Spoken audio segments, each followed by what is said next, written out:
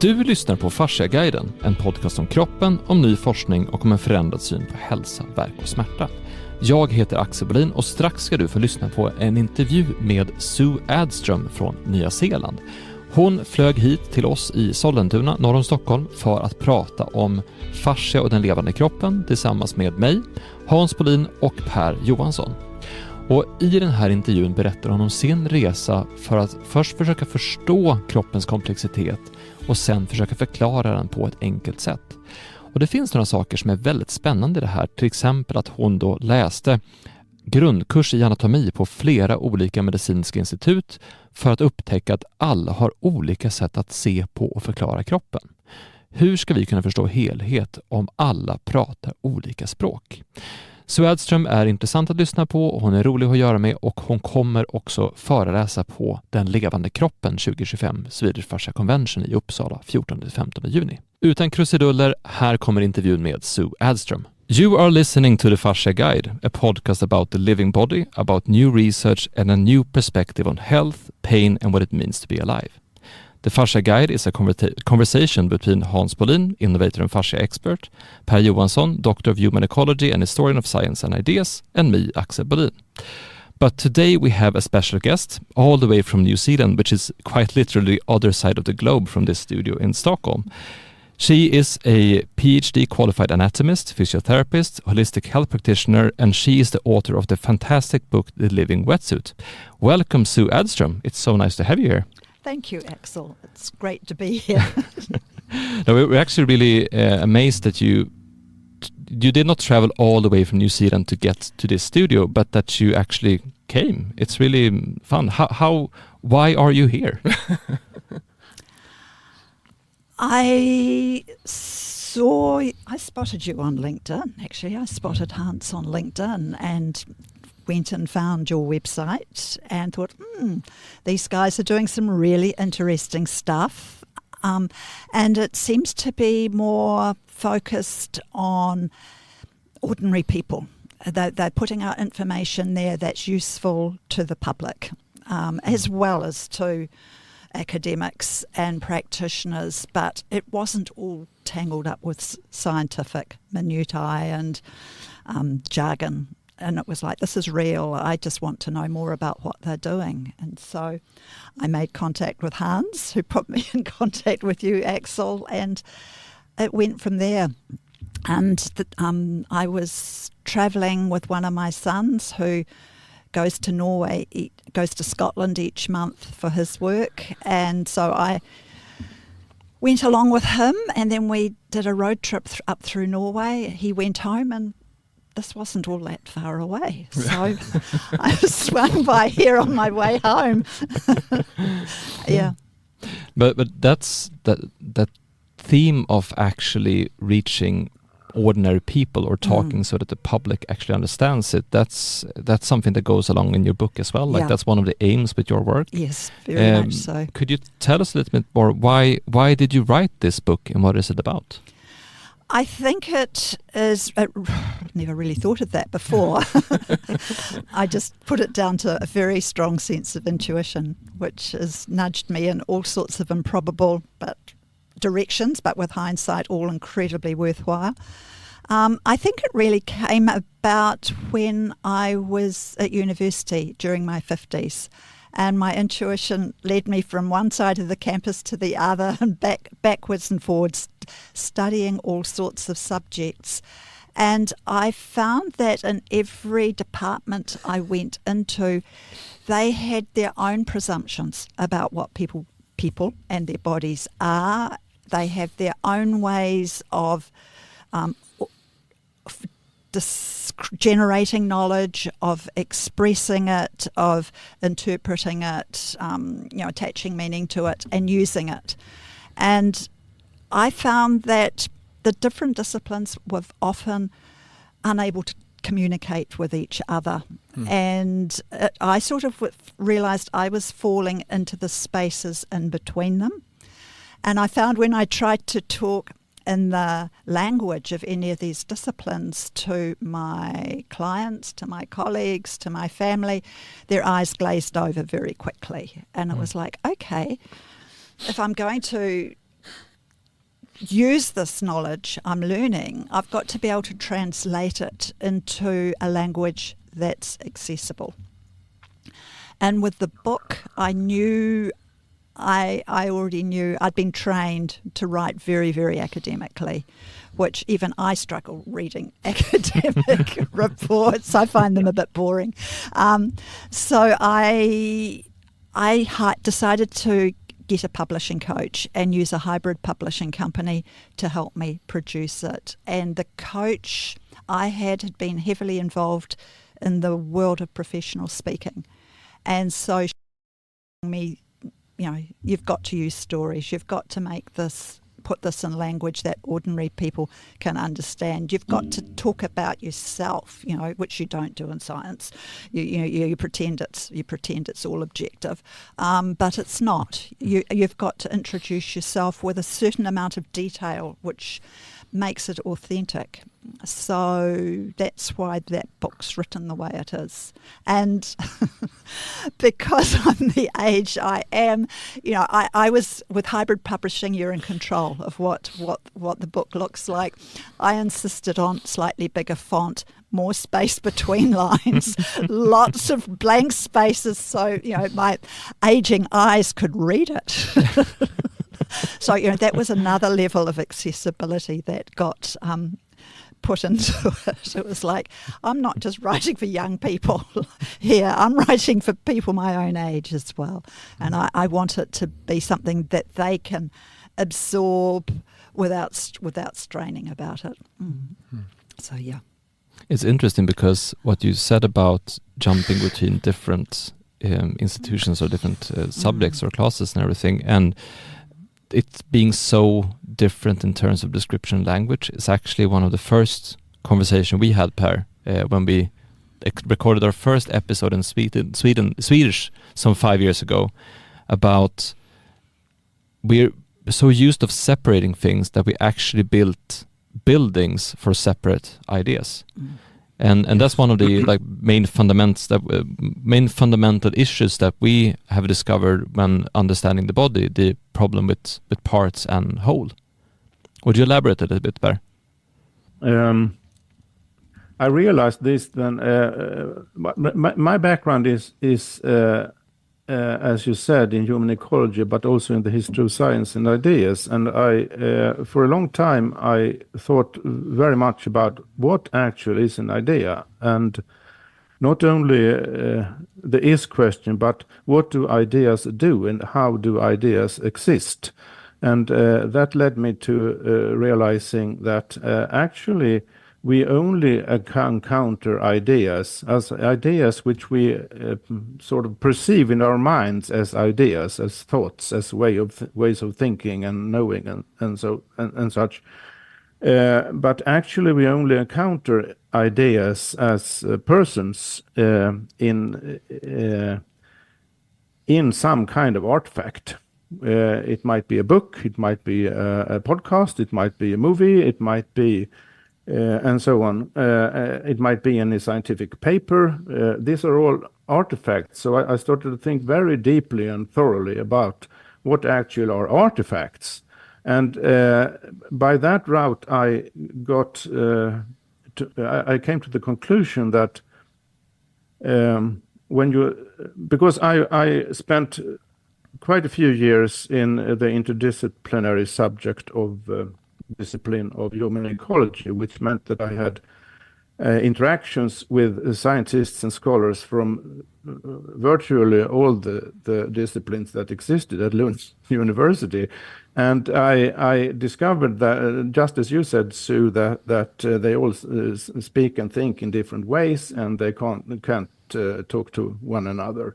But I have this knack for absorbing the ways of thinking within different disciplines. So I found ways to make myself and my more general perspective understood in relation to various more specialized people. And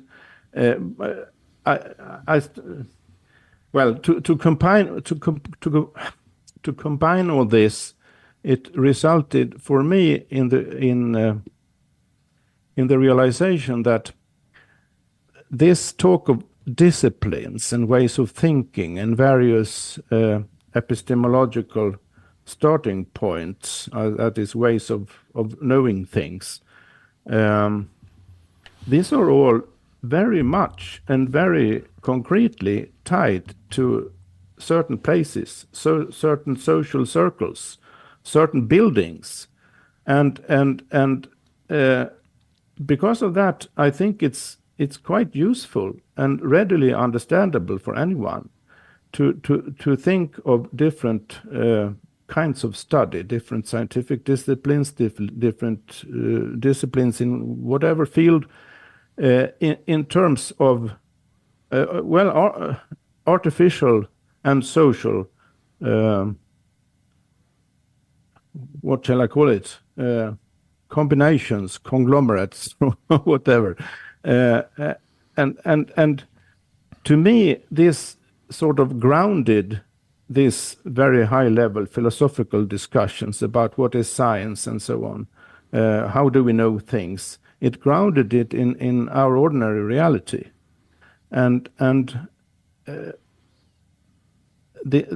So to me, it made it possible to mentally, intellectually, or to go back and forth from abstract ideas, abstract ways of study, to our living experience.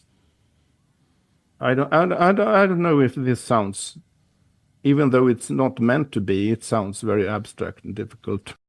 It's interesting because it's important to think about how you are thinking when you try to understand things. So I had a conversation the other day with a person who did studies on different personalities and personality types when building groups at work, and she works at Google, so it's something completely different from what we're doing. But she talked about the importance of understanding the true creative person, because in any profession you have a way of thinking, a way of doing things, and then you have a problem, but then you bring in that very creative person who describes a solution that you didn't even think existed by thinking in a way that you didn't even think existed at all. And just by asking different questions and pointing out different things makes someone see something they never seen before. And that's how you started with fascia, Hans. Like, you started asking questions that people should have been asking, but apparently they didn't ask them.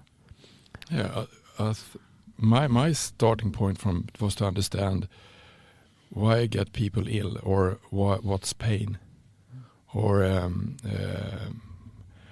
and what can you do to release pain. But I had a friend who I was working with, Professor Carl Afars. He was specialist in inflammation, and he said that all diseases of civilization are inflammation. So what's inflammation? Inflammation is actually a way of body to heal, but it also can be a way of body, if the inflammation doesn't function, it can be chronic inflammation. And so my starting point was actually to why do people have low back pain, and how is it possible?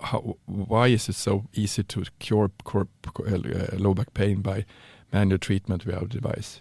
That was the main issue, and I didn't understand because I came from another background. I have a degree in business economics, and in business economics it's always interesting to see the whole. Also, what's the company's?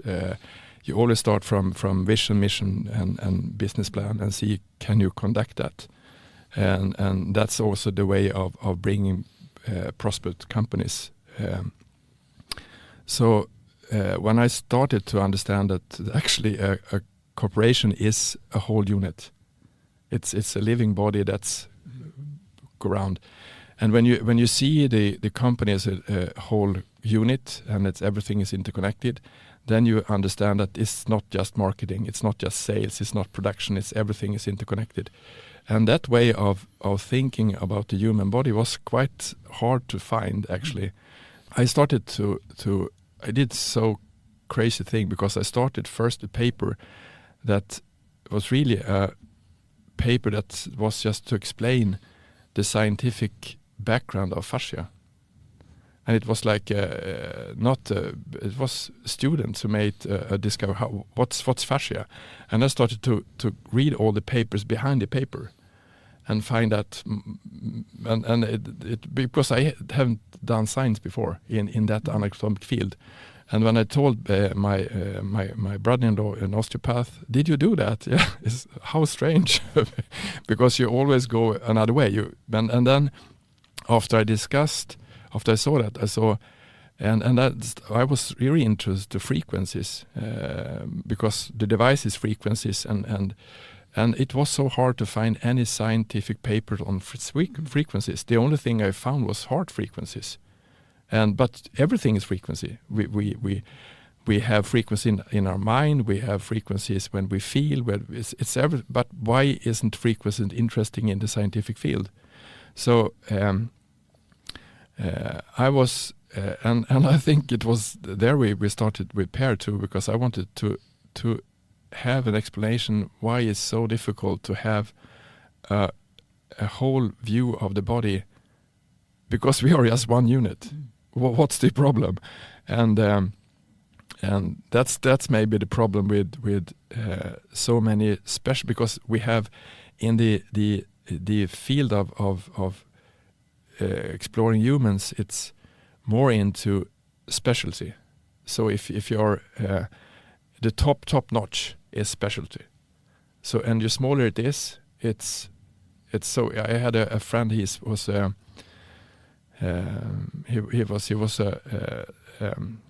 surgeon for intestines or stomach. Yeah, and then that was not so good. But he another guy was a surgeon in veins, and that was interested to be in the small things to see.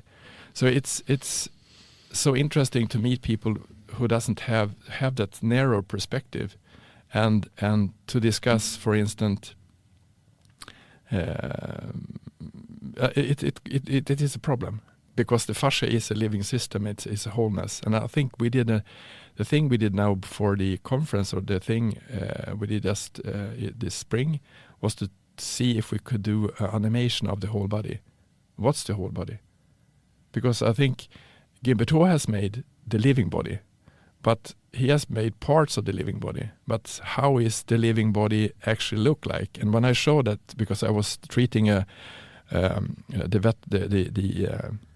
team in Falsterbo Horse Show, the vet and the physiotherapist that use our device, and when I treated the vet, I show her. She was sitting in a chair. I show her the movie, the short movie about the living body, and she was like, "Oh," so I was like, "Oh, is it that?" Because it's so different perspective to look at the body as a whole, and also that Per said that why isn't experience interesting? Because where is experience in the living body? So everything we are in our experience, and it, of course it would have implications on our wellness and health, and that's so easy to. It's so, of course it does way, but it's when you talk about stressful situations that actually can be stuck in the body, then it's like, oh, that's strange. But if you talk with people about especially mental health, they understand it. But as a physician, we don't take it up. That's really strange. So I think. Just to see, and I think also the thing with pain is that the problem with inflammation, it's we don't have all the tools to detect it. But you can detect it maybe by thermographic cameras, but you can see if you have inflammation. If I think Torsten Gård has made a thing about if you have a tennis elbow, the whole arm is inflamed, so you can see it on. So it's what kind of specialist what kind of specialist are you? Are you are you conducting what kind of things do we have? Do we have thermographic cameras? Do we have ultrasound? Do we have everything is specialist? But it's so I think the problem is is the anatomic field that it's so separate, and that's interesting to become that way. That's pretty much something that I think that's been restricted to the Western medical system. Yeah.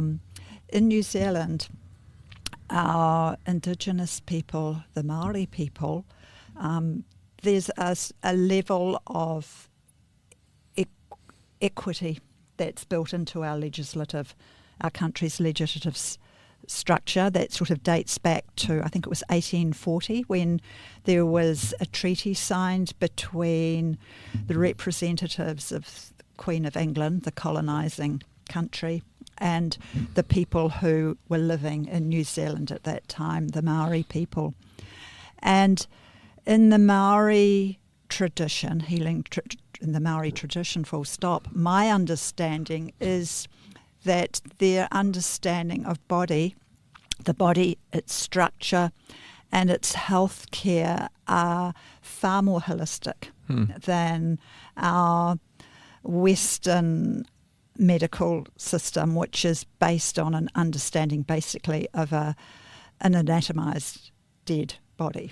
And in the Maori system, one of the most well-known models, and especially in the academic world, is called Te Whare Tapawha, the four-sided house with a roof on top. And it's basically saying that our bodies aren't just physical constructs. There's emotional, intellectual, there's social and cultural, there's environmental, and also the tinana, the spiritual. The spiritual aspect, and that's not religious. It's about the connection on a wider scale to the to whatever you call it, universe, divinity, God, whatever. It's that lack of separation, that everything is connected, and this understanding is being built into our health system planning. And into many of the institutions. The focus, I think it was with our previous government, headed by the wonderful Jacinda Ardern, this way of thinking, it was being accelerated and really built up with the government that came in at the last general election. They've taken their foot off the accelerator, but that's okay. They were voted in. Life happens, but it's part of our country. You can't build a road without getting permission. You can't build a new road without getting permission from the Maori people whose land it originally was, and that's bringing in not just the environmental and the social factors, but very much the spirituality of the land and its importance, and why you really can't build your road there, why you've got to make a detour around that place. So this is part of our society, which I think there's potential leverage there for bringing in some of the sort of research into our public health system. I sense there might be a little bit more flexibility there to these sorts of ideas, but at the same time, I don't know.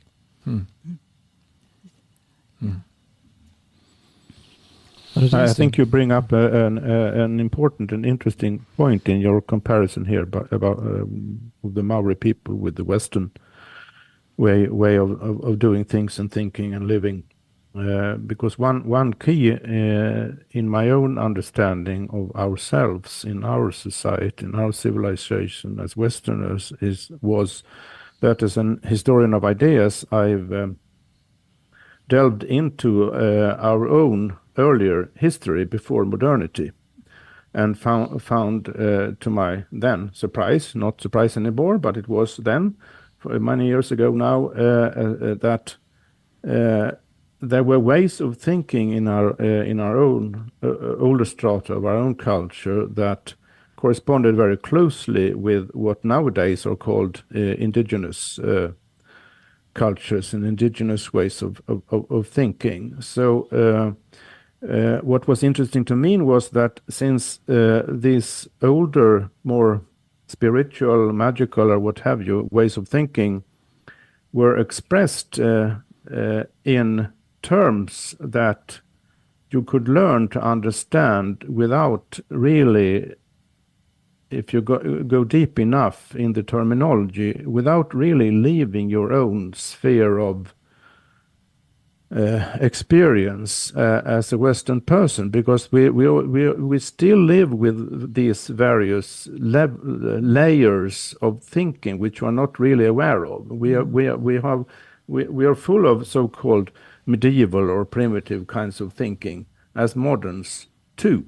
But we've sort of denied that consciously, but without thinking about it, we think like that still. So I realized that you could actually use older Western, pre-modern Western ways of conceptualizing things as a base for studying and understanding the modern way of thinking. So it's kind of anthropology in reverse from an historical point of view. And I used this I was a senior lecturer at Lund University in human ecology, and I used this in my teaching and found that it worked really well. And as when it comes to reaching a wider public, this is also rather interesting in how you can find ways to speak to so-called ordinary people. First of all, I think of myself as an ordinary, very ordinary guy. And if I, as an ordinary guy, can't understand what I as a more intellectual and educated guy, have discovered, I have to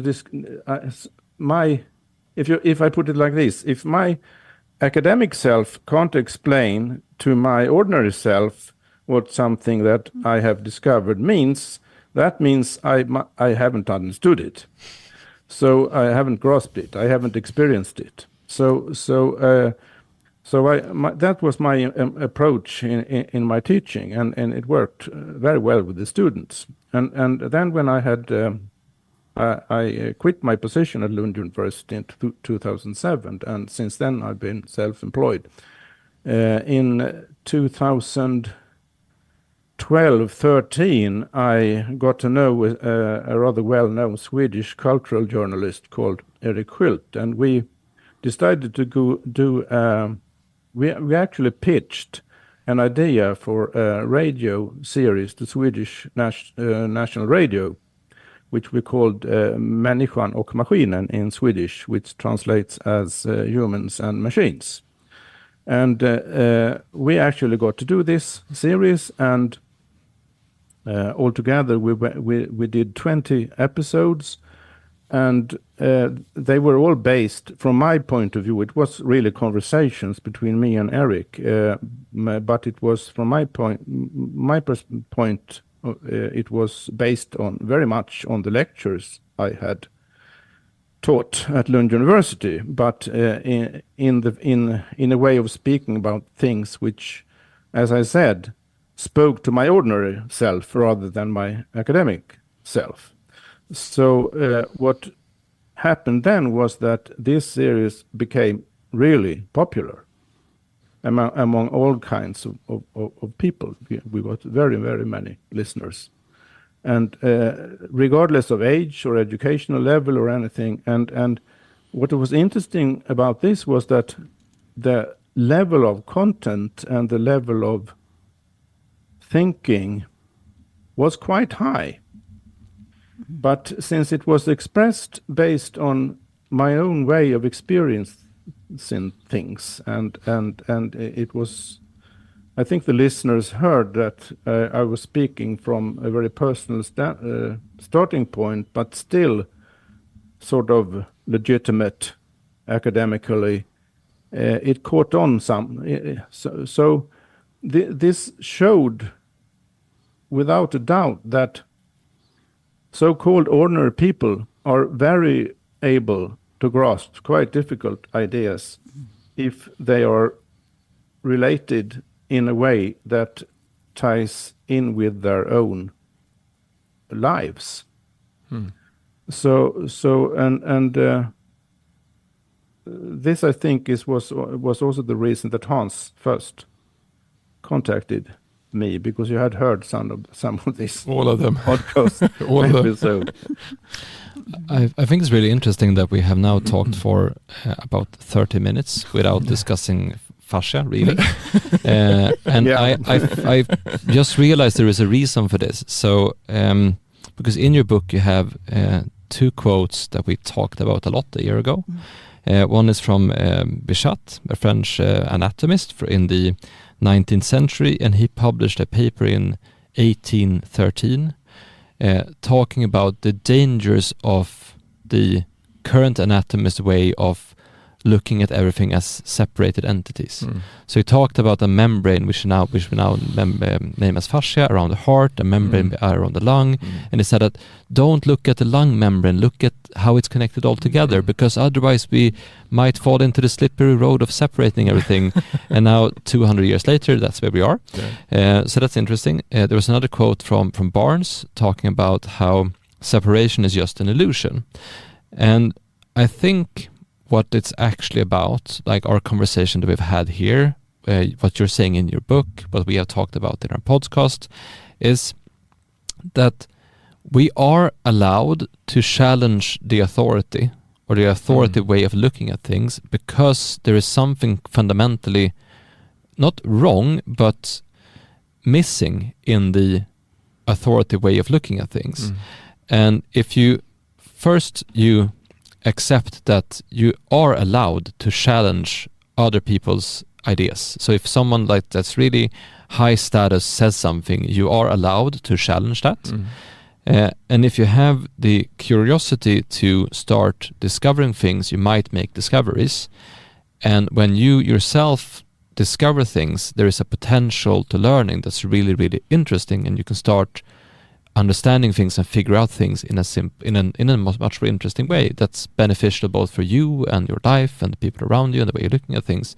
Because if you look at the Living Wetsuit, that book, or if you look at the Fascia and the Living Body, or if you look at the 10 first episodes of the Fascia Guide or the Fascia documentary, this is not hard to understand.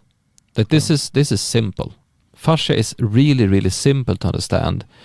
If this was the first thing you ever learned, like if you don't know anything, fascia is extremely simple, because you can feel it, you can experience it, you can, like we say that, for example, we have this principle regarding fascia, is that you become what you do. So if you're sitting a certain way, if you're moving in a certain way, if you're doing push-ups in a certain way, your body will adjust to the way you're doing that and rebuild itself to manage that. So the body adjusts for what you're doing, and we are become what we eat. So what you're eating actually is the parts of your body. It's not just calories for your engine. It's actually the building blocks for your being.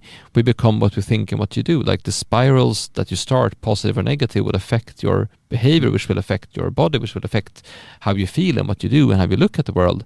And we become the environment we're in, so everything around us affects us as well. And if you talk to someone who don't know anything about anything, they're like, yeah, that's it.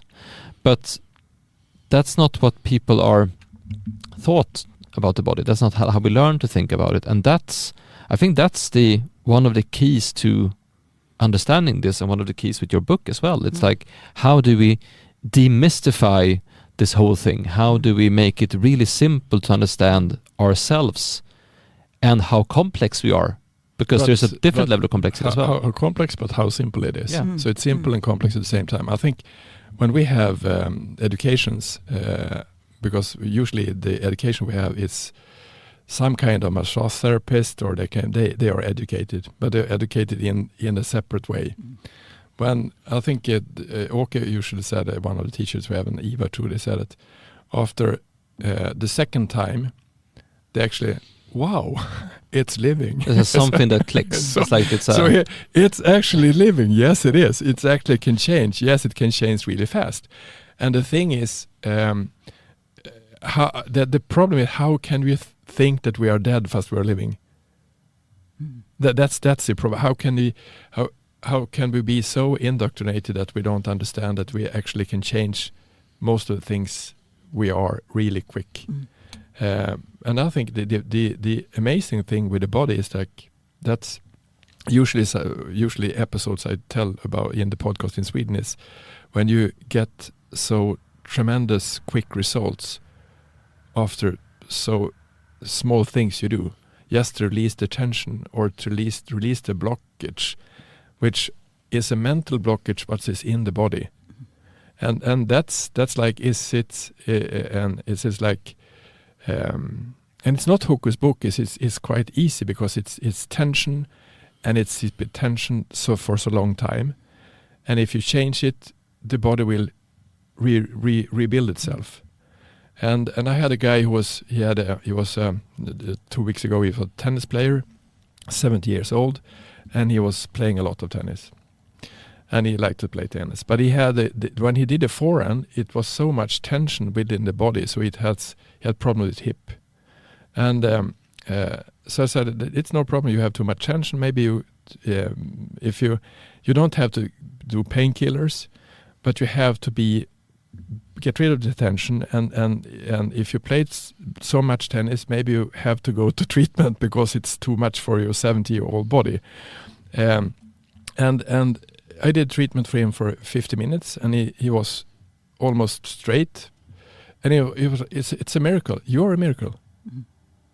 We are not a miracle. You're the miracle. The miracle is that you can rebuild the body so quickly. But now so I said, what are you going to do? I'm going to play a tournament tomorrow. That's not a great thing to do, but you can play a tournament tomorrow. But come to so he's coming next week to treatment to see if we can have. But it's so interesting that even a 70-year-old guy can feel the amount of rebuilding and reposition the body so quickly, and you got other cases when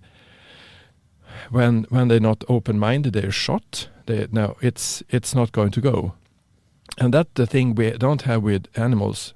The animals don't have the mental blockade of the body, because you can actually be mentally blocked. You can block all the body. That's extremely interesting, and what the mind can do, or what we belief system can do for our own bodies. But I think I always talk about fascia. Always. I when I meet people in planes or whatever, I always do, because it's so interesting to see the light in their eyes when they understand. Oh, yes, you're amazing. And I think as we started education last week, I said that I think fascia can really change the whole body and the whole planet, because it's a way of making people big. Or as you said, you say Per, you have the small me and the big small me. me and the big me, and the big me is actually something you can inspire people to understand. I think you did it with the människa maskin, or the machine that episode. It was a way of rethinking your thoughts. It's interesting that your almost daily discovery that the body can change really quickly. I would often what stands in the way is what you call mental blockages. The key must be then, and that's what I've been involved with so much. The key really must be the question: how can you change your mind equally quickly? Because there's really nothing stopping you from doing that, and that is I think is a crucial key when we speak about perspectives, because we often use the term perspective in a much too abstract way. Because what is really a perspective? It's a point of view. A point of view means that you are in a certain place at a certain time with certain people, and that's a perspective, a literal perspective, and which means that also the intellectual kind of perspective is really grounded in where you are and who you are and who you relate to. So perspective, in other words, is a matter of experience. Perspective is always based in experience. So if you need to change your mental, intellectual perspective, you will have to change your experience. And one way of changing your experience is the result of your kind of treatment for some people. You change the experience, and often, as you like to tell us, Hans, the immediate reaction is one of kind of wonderment. I never thought that was possible. Yeah. So what we have here is an extremely intimate connection between how we think and what we experience in our living bodies. And that's the reason also why I became so fascinated with fascia as a kind of bridge between our intellectual or mental selves and our bodily experience. Because fascia, to understand fascia and to be able to treat fascia and to act and reason out of an understanding of fascia, you can't do that if you continue to separate mind from body. In other words, there's no point in just thinking and just theorizing if you can't relate it to how you experience things. So our culture has made us divided in all kinds of ways. But since it's so easy sometimes, or quite often, to change the body quickly, this means that it must actually be, it's not necessarily difficult to change your mind equally quickly. No. But we've in various interesting ways taught that to change your mind is really difficult. If you want to learn, see things in another way, if you want to learn different things, well, you have to go do this you have to take these courses, you have to get this education, you have to study a lot for a long time, and then maybe you can learn something new and change your perspective. But that's not how it works in reality. So to sum this up, as I see it, is the reason why fascia is a key to so many things, which we usually do not associate with ourselves as bodies, living bodies. The word I'm not hearing here is fear. To me, fear is contraction. Absolutely. And the changing our minds is understandably linked to fear. You know, if you think differently or are seen to be different, in our world you get punished. And I have a lot of experience of that, and I suspect you do too, Piers. Yes. You can't, especially in academia, you can't think differently without really rocking the boat. Even though you might be incredibly diplomatic and not say much, you're perceived as different. And I'm just trying to remember her name. There was a British social theorist, Mary somebody or other, who wrote a book about purity and pollution. And you know, if you're in with the in crowd, you're accepted and welcome. But if you've been part of that in crowd and then stretch out beyond the boundaries a bit, you're regarded as polluting to the purity of that social group, and you get really punished because you're perceived as very threatening. And she had her theory was really interesting, sort of a lot about how you're rejected, ejected, you know, and eventually you do come back, but in a different form. And I think this is what's happening with the body, with fascia. The restrictions are areas of contraction, areas of densification. Some people perceive them as of being of a lower frequency, as being darker. And so I think fear is possibly the missing factor here. And when we release something from the body and people just, stretch out and, oh my God, that just feels so good, they've let go of a somatic, a fear that's been held in the soma, their body's soma. So, just I one completely agree with you, one of my mad of course. theories. I completely agree. Of course, fear is the problem which we all have to face. My point is in saying that it's not difficult to change your way of thinking. It's not difficult to change perspective. That act in itself is quite easy. What is not easy, as you point out, Sue, is how do you handle the consequences? I saw. In order to think clearly about this, you have to separate those two things, I think. So because if you don't, I think it's crucial to realize how easy it is to change your mind. You can realize that for yourself. You don't have to tell everyone about it. But the fallout can be very painful. Yeah, yes, definitely. absolutely, I agree. I think we all know that from experience. Yes, but it's interesting because I realized when we talked about this that many people don't think that the body can change, but the body actually changes quicker than the mind, which is interesting. Yeah. Because people think that the mind can shape it, but it's because our experience is that it's easy to help someone change their body for the better, but it's the mind that goes in the way and changes it back. Many people ask, like, how long does the treatment last?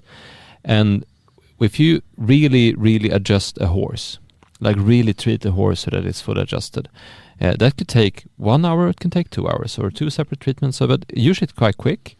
They're usually well done. They're like, they accept that, okay, this is the new life. Great, I'm gonna be here. I'm okay.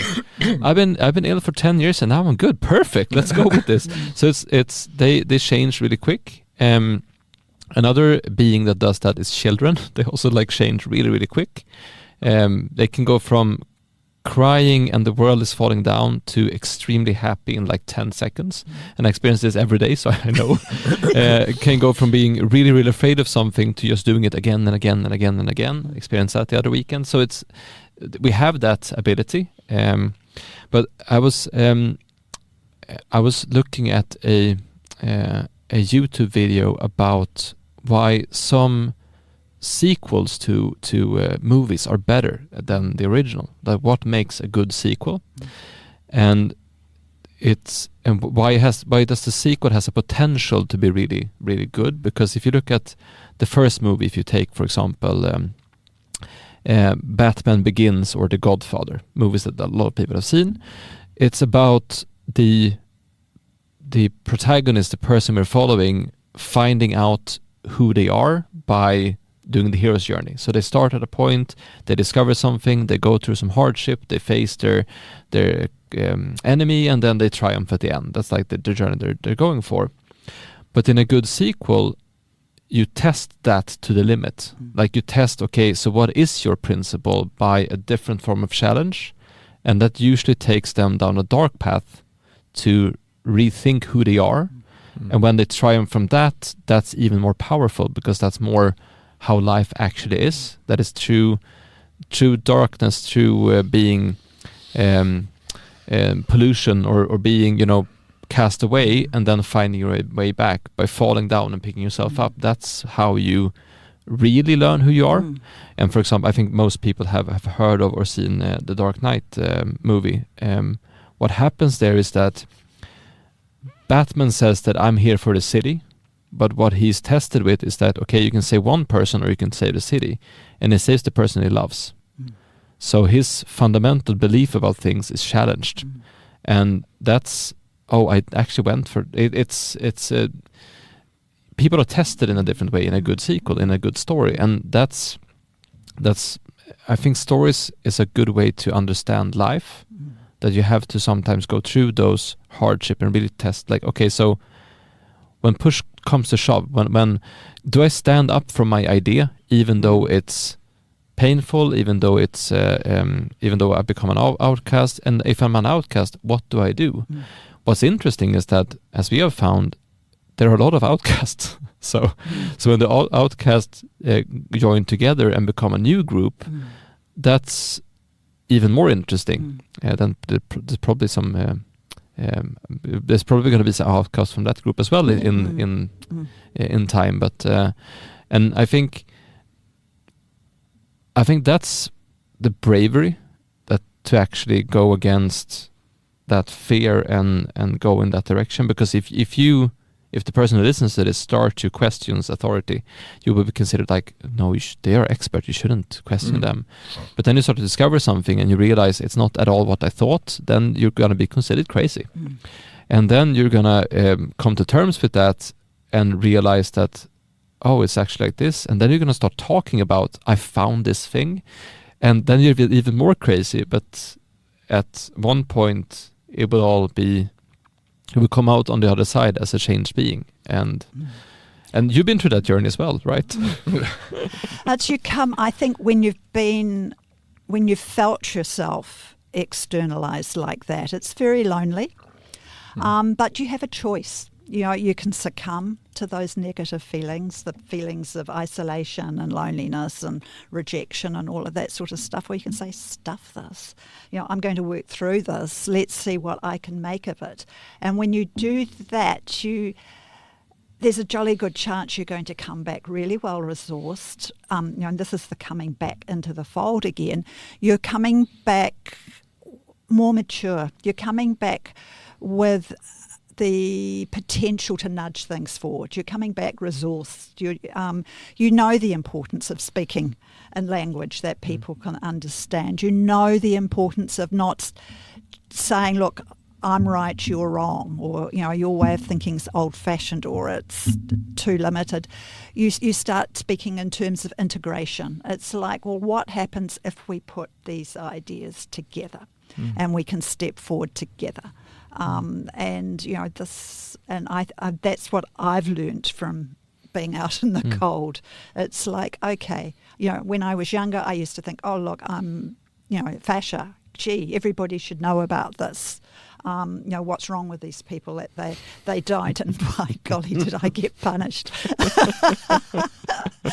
But, it's being out there and just dealing with all of the feelings, the emotions, the being rejected thing. It's like, okay, well, I'm not ready to give up here. It's like, let's see where this takes me. So, it's coming back and helping make it possible for people to change their mind. You've survived the fear, so you've experienced in dealing with it, and it's like, I think you're in a position where you can understand the fear for the others, the fear of changing their minds. You've been there, so you can empathise, and you can help. You've got more potential to help nudge them forward, to escort them through that fear, just to say it's not so bad. Here we're talking ordinary language. Here it's okay. And it goes for every individual in every story. I was actually at this, I saw this lecture, I think it was back in 2016 or 17, by this public speaker called Lisa Nichols, and her thing is to help people believe in themselves a little bit more. And what she said was, when I started, the people who were hardest on me, like who questioned what I was doing, were my family and my close friends, because they cared so much about me and thought I was going crazy. But now that I have succeeded, they are the ones in the front row, always cheering me on. And the reason she said that she came up with was that my vision was given to me, not to my friend or my family. So your vision is yours, and it's yours because you're the only one who can see it. If they could see it, then they would have done it. But the vision was given to you, so you can see it, and your job is to learn how to explain that and make it visible, make it clear, and build it. And once it's built, then they can see it. But on your way, you will find people who understands what you're doing, who can get a glimpse of your vision or has a similar vision, but those are probably not the ones you are there. So you're not leaving them behind. You're going out on a journey to return. Like you said, you're then going back into the group, and we like the comeback story. Like we really want we like that Bilbo or Frodo are going away on a journey and coming back, changed people, and then they have some crazy stories to tell us, and they get a glimpse of like how the big wide world out there is. So there is a way of you're considered crazy, doing your own thing, but then on your way back, they start respecting you for doing that thing, and then they start to praise you. So it's the fear of losing them. You will lose them, but only for a while. Then you can come back, and they will look at you in a different way. So it's or you will meet new people. Yeah, who will as well. be much more important to you than those you have left behind. That's my experience, actually. Yeah. And a colleague of mine actually said we had a rough period this spring, and he said, "Okay, guys, we will look back at this in a year on how we managed to get through this." Yeah. So that just be in that mindset now, and then we'll deal with this. So because you will. Yeah. And how could he say that? Because we've been there before. Because he'd been there before. Yeah. Yeah. So it's yeah. No, yes. No, yes. No, yes. I mean, everything is interconnected. Yeah. Well, it's interesting that you can this is unending fascination for me. While focusing on fascia in one sense, you seamlessly get into these kinds of conversations. So I think it's really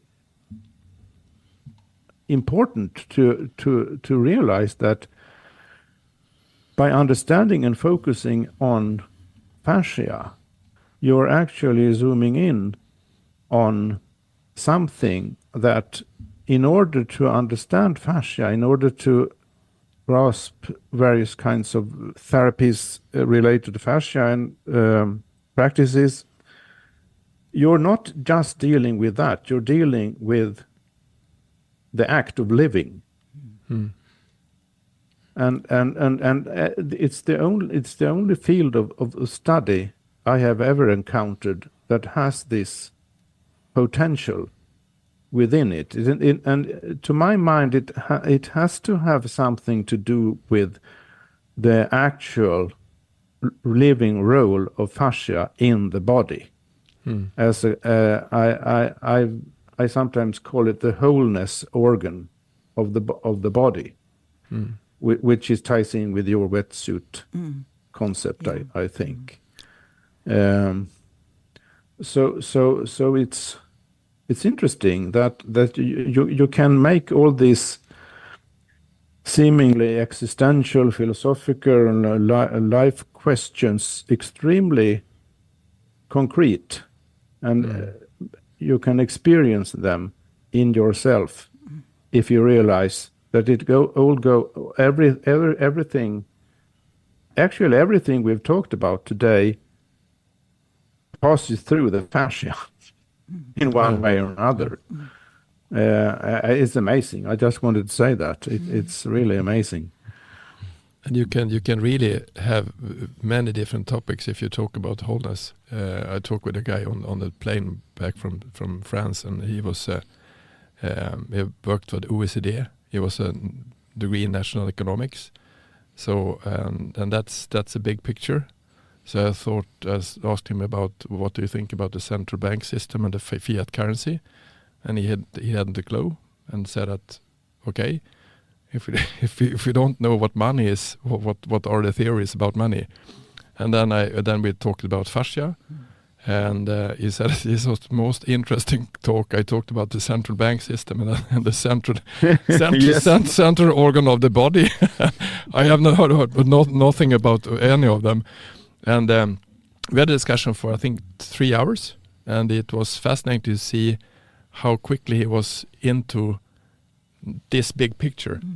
And to discuss what's the problem we have in the world. What are we having war about? Is it about the currency, or is it about the exchange of goods, or what is it about? And why is the body so hard to understand? Because we have one. We are born here to this place, and we don't understand the body, and we don't understand what it is. And I think that's interesting to see how usually people are really interesting to learn more about fascia and the fascia system, and what kind of cures you can do, and what kinds of changes you can do to your body. And that's amazing. And I think one thing about, I usually said to people about fear, it's amazing that we live in a body that's the system of complexity and also, but quite easy. But the immune system and the way we're working, we're conducting all the time, it's a mess. It's World War III or 4 or 5 at the same time. So the body is used to die all the time, and live and die, and live and die. So what are you afraid of? Because the fear, it's not inside, it's outside. And of course we should be afraid of some things, but not so many things that we think that we're afraid of. And always, if you see the problem with for instance, inflammation or arthrosis. I had a woman who was treated, and the thing was, she has like, the fingers was all junked with arthrosis. And the problem was, it wasn't the body, it was the way of thinking about herself. And the thing we took up, it was that she had one thought. It was like that you have to struggle in life, and it's not enough. And said, how can you have that kind of idea? But she got it from her mother. You must struggle, and you must. It's not enough, because they were poor, but she wasn't poor. She has been retired for 20 years, so the money is coming in. So what's the problem? You have everything. And when we changed that thought, in 5 minutes the arthrosis was gone. In 5 minutes, it was like, what happened? And for her it was like, what is this? It's the body healing, but you can't heal from a standpoint that everything is not enough, that you have to struggle. When we maybe not have to do anything, it's like when you picked up the things, the different subjects, you didn't struggle. You said to me, you was drawn there. It was easy to go that way. The hard thing is to go the way you aren't here to do, because you're here to go your own way, your own, as you said, your own experience, to your vision. And the interesting is that we're lots of people on the earth, but everybody has their own vision that they want to do. And then that's maybe what fascia can show us, that we're almost the same, but we're so unique. But we're so unique. You have never been one axle, or never. We're definitely equal, as the same, but unique. So we have our own vibration, our own setup, and our own journey to go. And that's amazing too. Yeah. I don't know if you've heard this term, but one of the courses I did, I heard fascia described as the skin of the spirit. Yeah, that's wonderful. I love it. It's that interface between the non-physical soul. Yeah, of course. And the physical, the physical vehicle, and that just resonates very profoundly with me. But the skin of the spirit. The skin of the spirit. And we actually had a conversation. I think about actually that. that's the way they think about what corresponds to fascia within traditional Chinese medicine. Yeah. We should do a separate episode about the skin and the spirit, the skin of the spirit later on. Yeah. Because we actually had a discussion 2 years ago about. We had this theme, a running theme in 8 episodes. What is the body? Like, what is it? And actually going from that direction. We'll probably do it in English sometimes, but one conclusion we had was that my body is the place where I exist. Like where I take place. Where I take place. Yes, but what is I? Yeah, and that's where I another happen. question. Yes. But the thing is that what I've been trying to do for the last years is to get people interested about the body, because if they start learning what the body is and how it works, and that just opens up so many different ideas. So as a closing point on of this subject is, if you really want to understand this, buy this book, The Living Wetsuit, because it's 100 and it's a bit more than 100 pages. It's as you said, it's a lot of space between the lines. It's big font, so it's really easy to go into. And if you're looking at the table of contents, it's okay. Why does anatomy matters? What is anatomy?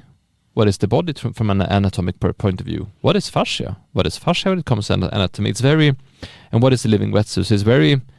It's simple terms. It's easy to understand, and it's another way to get a different view. And you put a lot of work in it, making it simple, and it's stories based, and it's relatable. So buy that book, read it, and just start this journey. But before you do, think about the way you're thinking, because that will be the hard part. So the book is easy to understand, but to truly grasp it, you might need to rethink how you're thinking.